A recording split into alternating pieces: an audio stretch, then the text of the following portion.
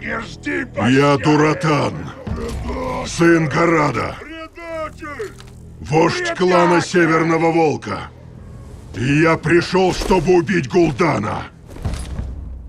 Призрак не может объявить дуэль чести. Ты вождь без клана. Твой народ кормит червей. Не все погибли, мы еще живы.